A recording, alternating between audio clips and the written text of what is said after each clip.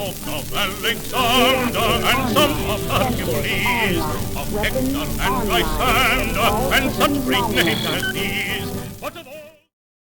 Hello and welcome to this Battle Mech Quick View. Today we are going to be looking at one of the earlier battle mechs in history with the Pillager, which has gotten a lot more noticeable in more recent years as the production of it has restarted in full force and has become a staple of the Capellan military. The Pillager was originally designed for the reunification war by the SLDF and the member states in order to be a centerpiece of the military might of the Terran hegemony. At that time, you'd have to think that your assault mech options were actually quite limited. Your mech options actually were very limited from the get-go. But as far as assault mechs, your options were the Mackie, who was still in production with the 6S and 8B versions, carrying a decent amount of weaponry and decent amount of armors. It was a decent mech at that point. And outside of that, well, you had other options like the Banshee, which was completely terrible, so bad that even though they produced 5,000 of them, the production lines completely closed, and we see them around still because it restarted, but even there, it never was in full combat production. You also had the Victor, from which we already had a full video for, and the Emperor, which was a odd duck assault mech, and the early versions, if you look at them, are quite different from the one that most people remember, with a pair of AC-5s, a couple medium lasers, and not that much advanced technology on it, obviously, as it was introduced before that fancy technology was even available. As the reunification war ended and this whole conflict was trailing off, you add a few new assault mechs which entered production. The 3M Banshees with 2 PPCs and 2 medium lasers was in production and in refit, which was a little bit less terrible, but still not that great of a mech. And as far as your really fancy mechs, well, you had the Islander at that point, which combined jump capability, advanced weaponry, and all sorts of fancy technology. The Pillager had its early version before that, but as the reunification war ended, the more standard model came into full production, and that's the one that most people now know when we talk about the Pillager. So let's start by talking about that original Pillager, which was built as a siegebreaker assault brawler mech, basically for the SLDF to go forward and bust stuff open. With 17 tons of armor, it was less armored than the 8B Mackie, and only had 16 heat sinks, which is decent enough, but keeps you rather toasty with the weapons you are mounting. The engine is your very typical Vlar 300. It was the same thing that was in the Mackie, and it's the thing that is in the Atlas and the King Crab and the Marauder and so on and so forth. It's probably one of those most common engine in existence, just like the Cortec 275. It gave it a speed of about 55 kilometers per hour, not terrible, and you had 2 jump jets in the legs, allowing you to bounce about 60 meters. Not the maximum range you would be able to get normally, but it was enough to dodge various things, go over buildings, climb to the top of a hill, jump over a fortification, anything along those lines. For weapons, it was loaded with a pair of AC-20s.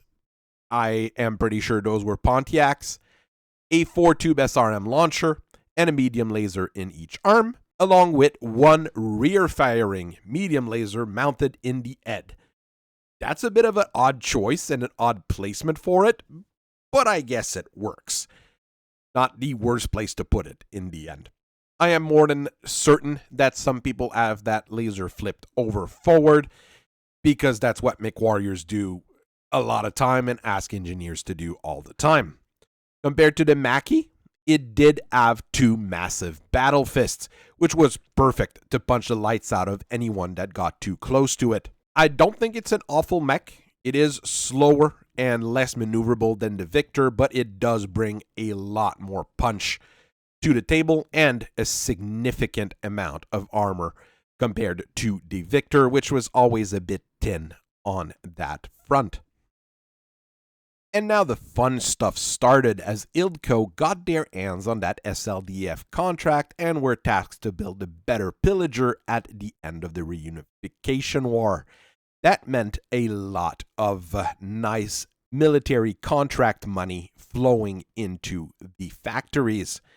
This led to the creation of the PLG-3Z, which is meant to be a mobile assault sniper. A bit of an odd duck. I prefer my snipers to be a little bit lighter, just to be a little bit more mobile. But with jump jets, the 3Z is actually fairly mobile.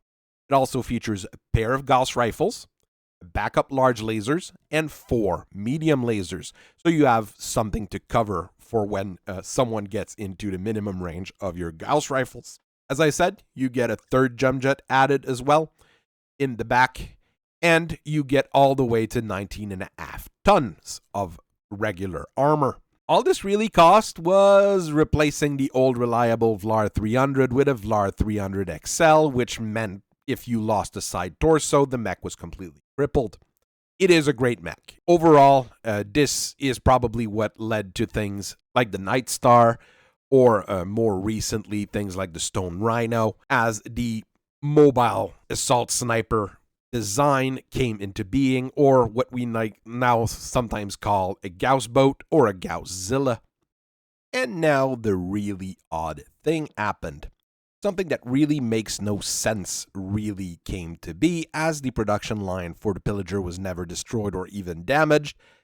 HildCo just stopped the production of the Pillager because the advanced parts that were required to build the 3Z became unavailable during the Second Succession War. Yes, Gauss Rifles were pretty much extinct, and the XL engine was completely impossible to replicate at the time, but rather than leaving a production line empty, they could have restarted the production of the 1N, or just about any reconfiguration of the design using readily available technology.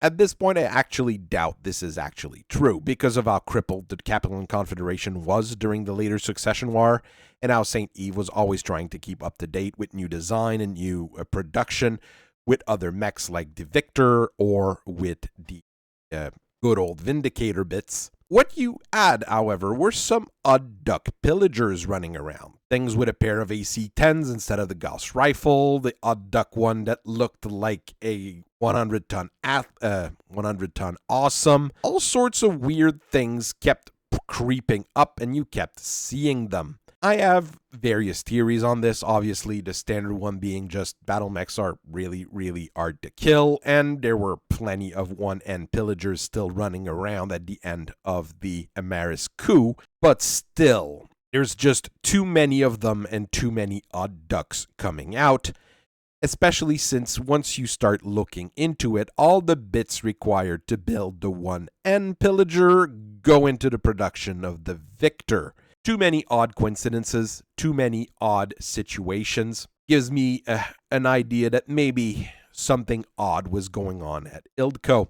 The good news is, by the end of 3058, the production of the 3Z model restarted in earnest, as all the necessary bits were available, and miraculously the factories started working again? Too weird for my opinion. As the production was restarted, the strategios of the Confederation wanted an even higher end sniper for the CCAF and tasked HildCo to make a Pillager for it.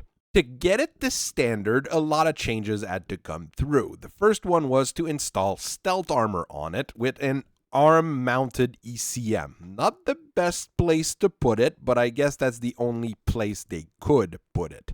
The large laser and 2 medium lasers are removed, and the ones that are left are replaced with ER models as well. The engine is returned to your standard VLAR 300 with cases in the side torso in order to increase survivability in case one of those Gauss rifle explodes. You lose on the firepower, but you do gain on survivability, and with stealth armor you would be able to just ignore a lot of long-range shot as you're taking your own. I've never really had to deal with this model of Pillager. It exists, I know it's around, but it's just one of those things that never came through the factory, and I never had anybody on our side have to fight one.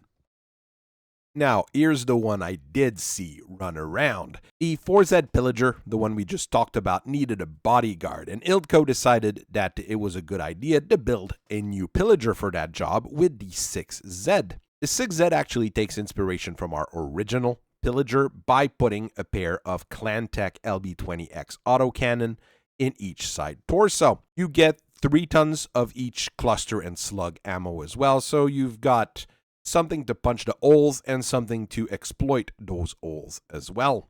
Those autocannons are actually purchased off Clan Seafox and not produced directly by HildCo, so at some point they might be running a little bit low on them.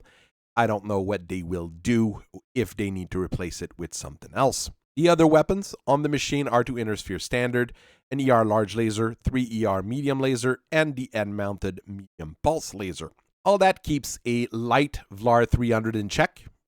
Not a bad choice. You do lose quite a bit of performance if you lose a side torso, but not as much as if you were using an XL engine. And the whole mech itself is tied up in triple strength myomer.